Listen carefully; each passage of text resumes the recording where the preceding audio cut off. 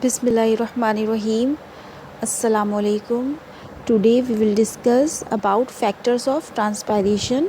आज की वीडियो में हम फैक्टर्स ऑफ ट्रांसपायरेशन को डिस्कस करेंगे। फैक्टर्स कौन कौन से फैक्टर्स हैं जो कि ट्रांसपायरेशन के रेट को अफेक्ट करते हैं, वो आज हम इस वीडियो के थ्रू स्टडी करेंगे। ओके, अगर हम देखें तो ट्रांसपायरेशन रेट जो है वो टाइम टू टाइम चेंजेस उसमें आती है, और वो चेंजेस जो है वो कुछ फैक्टर्स पे डिपेंड करती हैं, यानी कुछ फैक्टर्स हैं जो कि उसके रेट को अफेक्ट करते हैं और जिसकी वजह से ट्रांसपायरेशन जो है वो टाइम टू टाइम चेंज हो जाता है। ठीक है, अब जो फैक्टर्स हैं वो हम देख लेते हैं कौन कौन से फैक्टर्स हैं जो कि इन्फ्लुएंस करते हैं, अफेक्ट करते हैं ट्रांसपायरेशन रेट को। ओके, सबसे पहला जो फैक्टर्स है वो है लाइट, सेकंड है टेम्परेचर, थर्ड है humidity of the air, fourth है विंड, फिफ्थ है अमाउंट ऑफ सॉइल वाटर। ठीक है, ये आपको याद करना होगा कि ये 5 फैक्टर्स हैं जो कि ट्रांसपायरेशन के रेट्स को अफेक्ट करते हैं। तो हम जो है इसको वन बाय वन जो है इसको डिस्कस करते हैं। सबसे पहले हम लाइट को डिस्कस करते हैं। फर्स्ट है लाइट। लाइट किस तरह से ट्रांसपायरेशन को अफेक्ट करता है, वो जो है अगर हम लाइट को देखें तो लाइट जो वो इनडायरेक्टली जो है वो ट्रांसपायरेशन रेट को अफेक्ट करता है। लाइट्स जो है वो स्टोमेटा की ओपनिंग और क्लोजिंग का जो मैकेनिज़्म होता है उसको कंट्रोल करता है। ये बात हमें पता है कि जब हम स्टोमेटा के बारे में पढ़ लेते हैं तो स्टोमेटा की ओपनिंग और क्लोजिंग का जो काम है वो जो है लाइट पर डिपेंड करता है, यानी लाइट ही उसको कंट्रोल कर रहा होता है। ठीक है, और स्टोमेटा क्या है? स्टोमेटा एक एपिडर्मल जो लेयर होती है लीव्स की, एरियल पार्ट्स की, तो उसमें जो है पोर्स होते हैं और उसको हम क्या कहते हैं? स्टोमेटा कहते हैं। ठीक है, अब इस स्टोमेटा के ज़रिए ट्रांसपायरेशन हो रही होती है।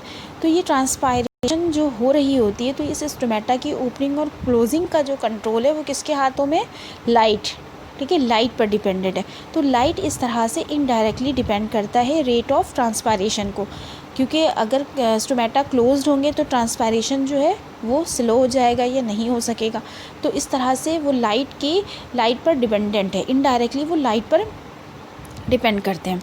इसके अलावा अगर लाइट जो है वो टेम्परेचर को भी इंक्रीज़ करता है। अगर हम डे टाइम की बात करें तो डे टाइम में लाइट की वजह से टेम्परेचर इंक्रीज़ हो जाता है, लीव्स का जो टेम्परेचर है वो इंक्रीज़ हो जाता है, और वो इनडायरेक्टली फिर क्या करता है? रेट ऑफ ट्रांसपायरेशन को भी इंक्रीज़ कर देता है। जब टेम्परेचर ज़्यादा होगा तो रेट ऑफ ट्रांसपायरेशन भी ज़्यादा होगा। ठीक है, ये बात याद रखना। तो वो एक डायरेक्टली प्रोपोर्शनल होता है कि हम टेम्परेचर को इंक्रीज़ करेंगे तो रेट ऑफ ट्रांसपायरेशन भी इंक्रीज़ हो जाएगा।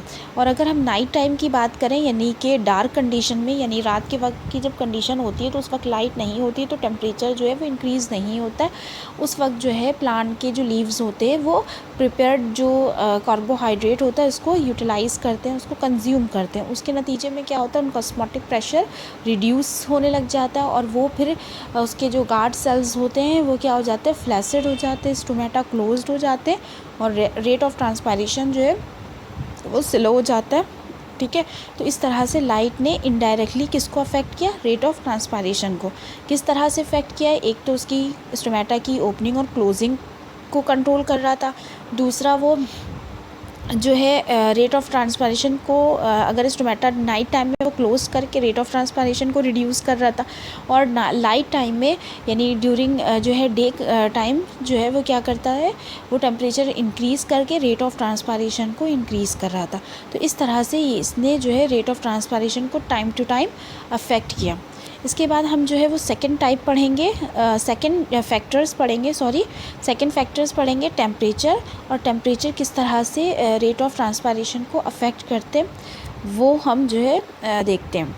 तो सेकंड जो है वो टेम्परेचर है, और ये टेम्परेचर जो है अगर हम टेम्परेचर इंक्रीज़ करें, लीव का टेम्परेचर इंक्रीज़ करें तो इसके नतीजे में क्या होगा? उसकी रेट ऑफ ट्रांसपायरेशन भी इंक्रीज़ होगी।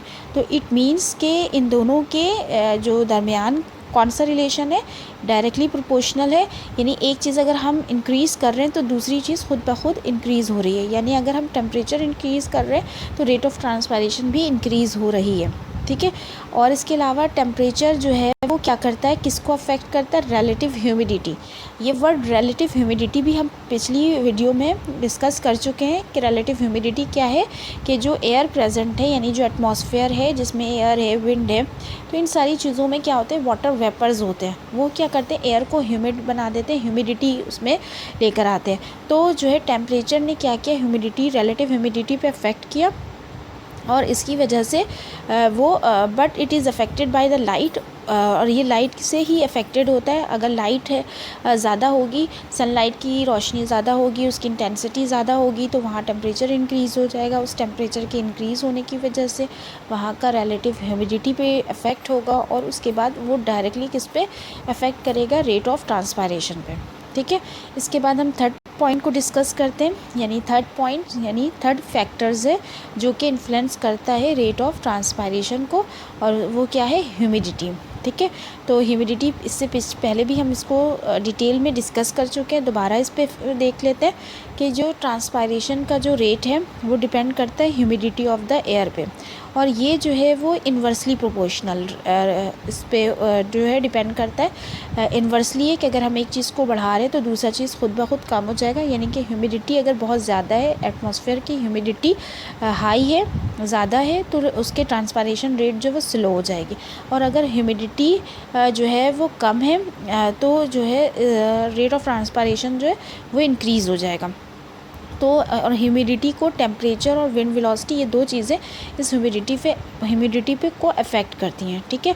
टेम्परेचर और विंड वेलोसिटी जो है, हवा की जो वेलोसिटी है वो, और इसके अलावा टेम्परेचर जो है वो, दोनों चीज़ें ह्यूमिडिटी को अफेक्ट करती हैं। ठीक है। हमारे पास ये थर्ड फैक्टर्स था ह्यूमिडिटी।